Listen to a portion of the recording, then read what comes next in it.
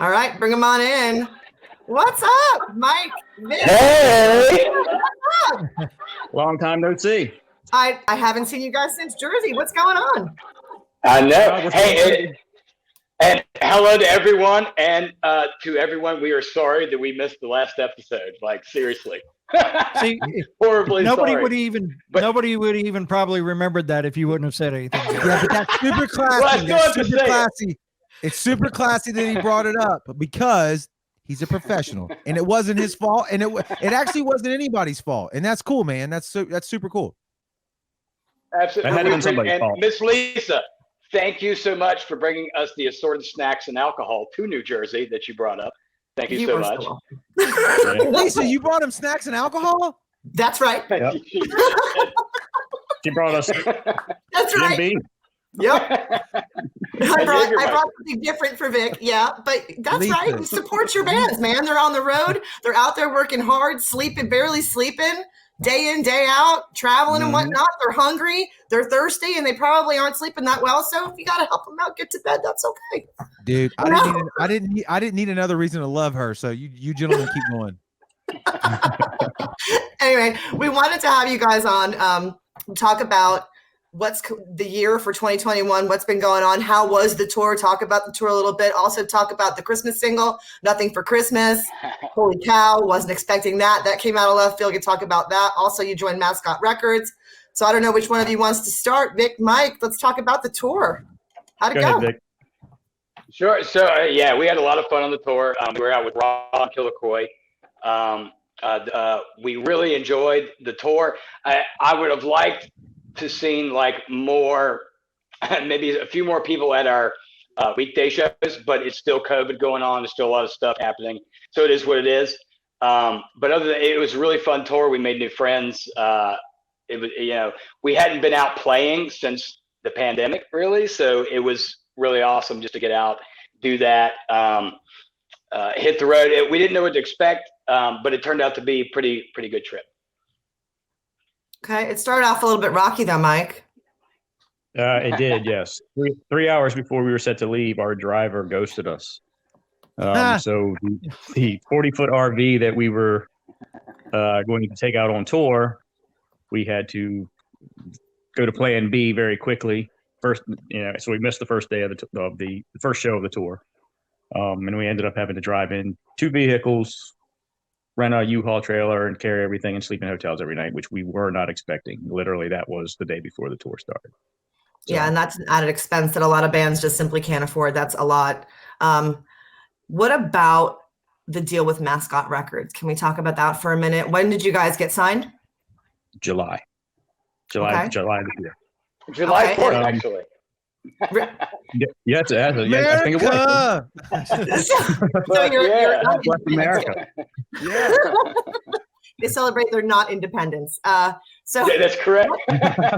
Oh, good. Way to go. Hey. So let me ask you this. At what point did Mascot Records come to you and say, hey, we'd like you guys to do a Christmas song for us? They did not.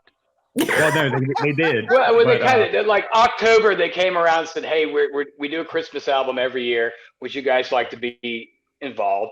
And we said yes, reluctantly. At first, I said, "I'm Jewish. I'm sorry, but I'm not." But but I said, but no. And then we decided we were sitting there trying to figure out what to do. So we're like, do we want to do like some metal version of Jingle Bells? Which is fine to do, but do we want to do that, or do we want to write one? And we ended up writing one, and that's what we have. So. And how did you guys get there? How'd you get to? What was the process for writing Nothing for Christmas?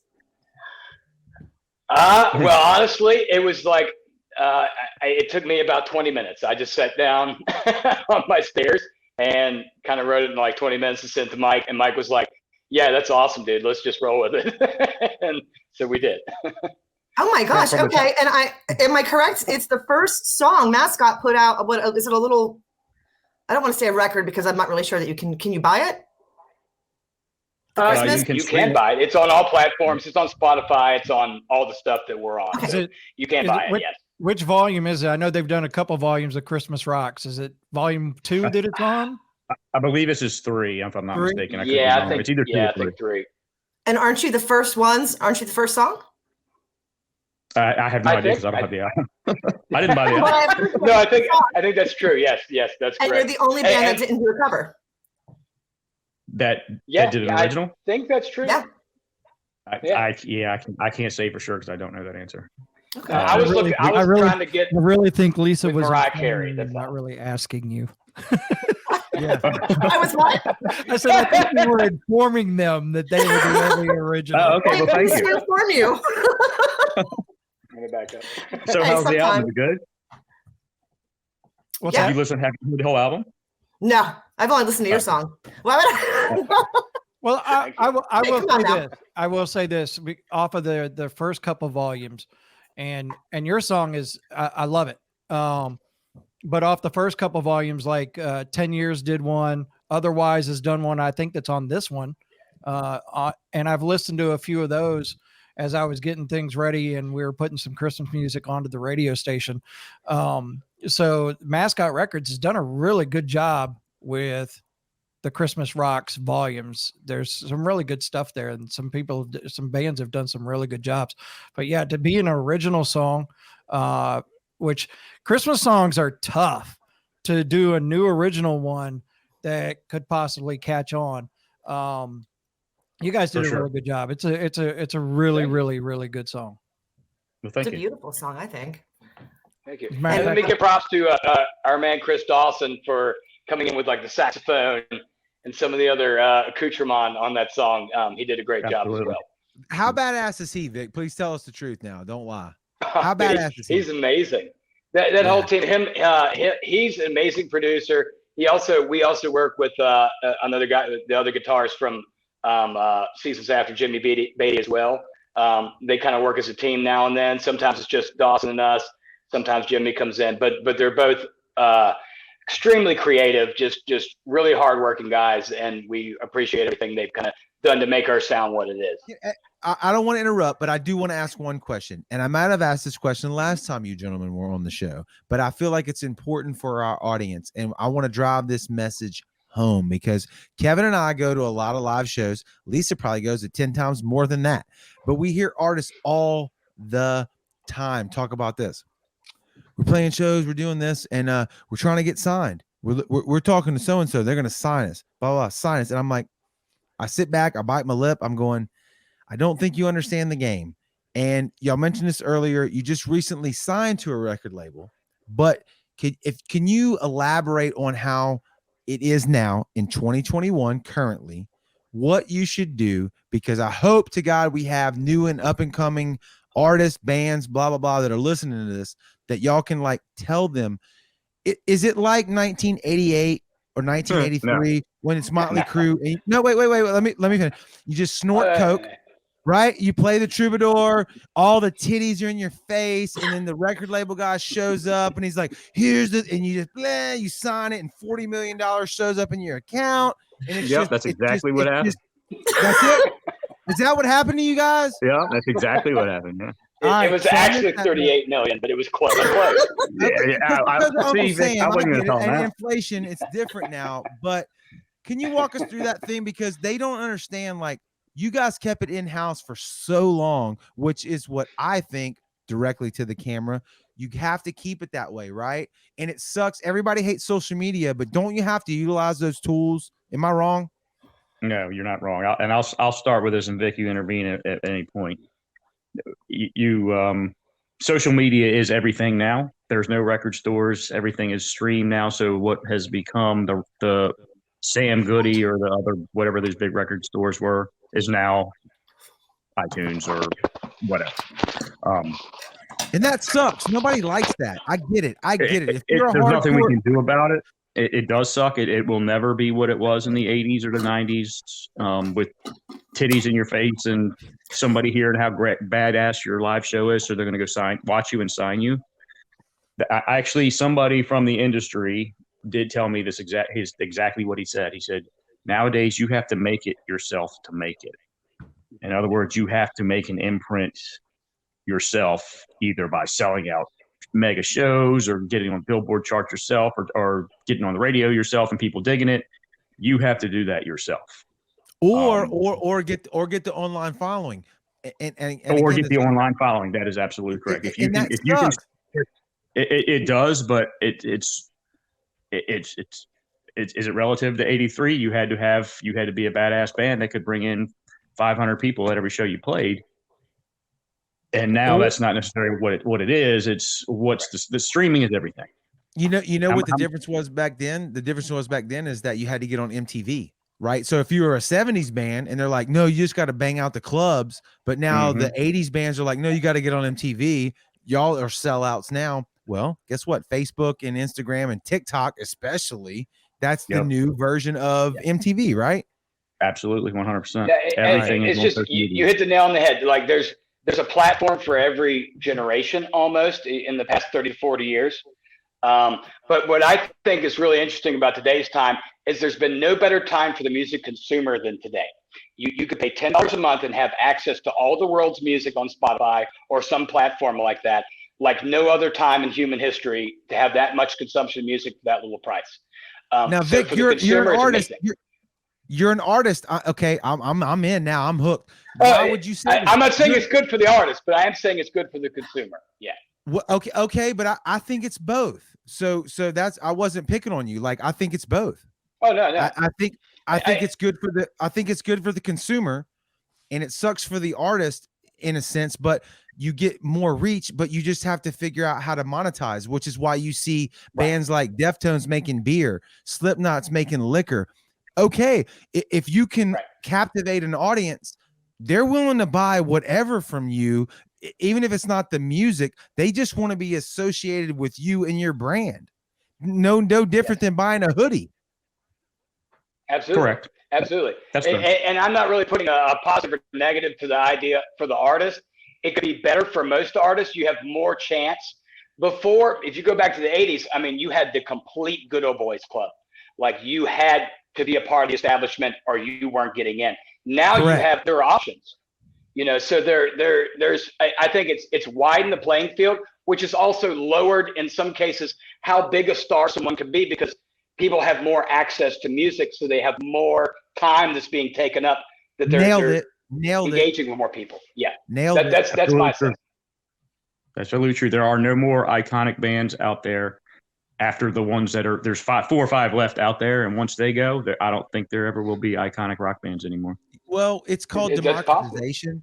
Everything spreads out wide instead of deep, right? So you may not have like what the Rolling Stones had, but who gives a shit, right?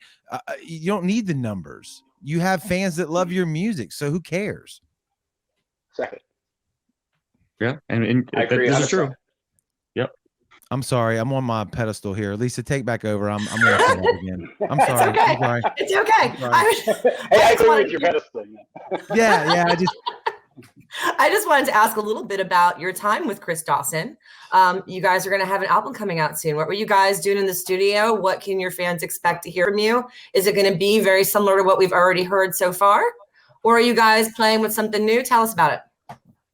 Well, there is something new. We do have some, a lot of our past singles haven't been as adrenaline filled as what we can give people. So we do have a number of a lot harder songs, a lot more. I don't know, what would you say, Mike? Like just a lot more energy than some of our past stuff. Yeah, the last couple we worked with have a ton more energy, and then we also have one that has a lot less energy, but it's a very, very good song. And we weren't sure if the label was going to accept it. They did. So there's going to be a couple surprises coming out. Okay. Next. Are you going to surprise us with a drop date? That'd be awesome. Yeah, tomorrow. Tomorrow at noon. Tomorrow at noon? Tomorrow at noon, yeah. No, we do not have. Definitely 2022, but we don't have a date yet. I wish we could. We're hoping by summer. Yeah. Okay. All right. Excellent.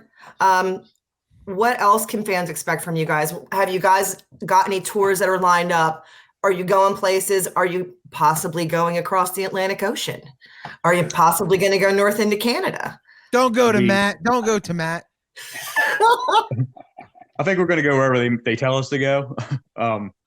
We have been put in the hat for 3 different tours. We haven't so far in 2022. We are on several of the festivals, but we have not got confirmation on any of them. And unfortunately, I can't speak who the tours are with, but there's one we're really excited about and we hope we get, but we'll see. Okay. You're talking about But DWP there would tours? definitely be pretty much constant touring in 2022.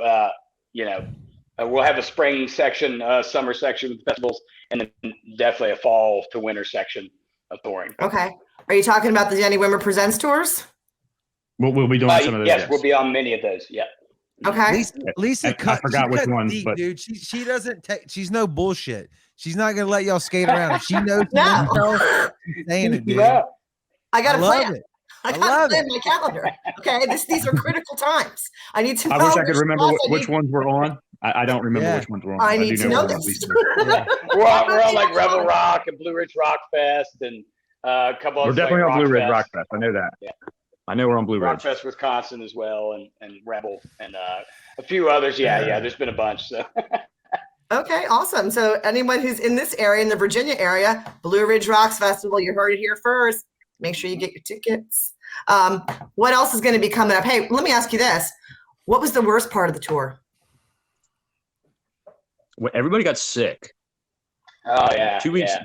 2 weeks in, our bass player started with a pretty bad cold, and it just spread around. And we had like Vic, probably 15 or 20 COVID tests that we took with us. Yeah. So we were COVID testing daily. Nobody ever got COVID and on the entire tour. But we just got this pretty horrible head cold that's stuck with us. In fact, our bass player had to go to urgent care today because he still has it and it was getting worse. And that was a month Oh my ago. gosh. Okay. So- I thought maybe just the driver ghosting was the worst part. Okay, so you were sick the entire tour. We got over that quick. Yeah, we were over that quick. Yeah, it's all good. Okay. Shit Dream- happens. What about a dream tour? Who's your dream tour? I want to know. Oh man. For me, honestly, it would be probably with Alter Bridge because I love Miles Kennedy and Tremonti, and I just love to hang out with them. I was listening to Tremonti you know. today, man. His music is like, I don't know. He's a it's sick, phenom, dude. He's just badass. I love How does he just slide over out of like Creed, then slides into Alter Bridge, then slides into his own solo shit, and it's all like consistent. You know, oh, dude, Mike, that was the shit, dude. Do that again one more time if you could, just on camera one more time. Could you do that one more time? Dang, No, he's a great musician, great songwriter. Yeah. Yeah, what was that? Just for brand recognition. Sweet tea. Oh, shit. Son of a bitch. All right, listen, we got to keep the show rolling, guys. We could talk to you all night long, man. We got Madam Mayhem waiting in the background, like patiently. We love your music. Y'all are doing killer shit. Thank you. Lisa, exit this out for us because this, I don't know, man. Thank y'all for being on here tonight. That's all I can say. Absolutely. Yeah. Thank you guys for having us. Yeah, And again, thank you we for your time. You're our first 3-time guest. Ah, sweet. All right. Yes. Very All right, much well, warranted. It's Awesome. absolutely Well, thank you, warranted. These guys kick ass. All right, well, looking forward to seeing what happens in 2022, hearing some new music. Hope you guys have a Merry Christmas, and thank you for your time. You too, Lisa. All right, you you too. too. Hey, You guys too. everybody, Thanks a thank lot. you guys so much. You guys, Merry Christmas. Appreciate it.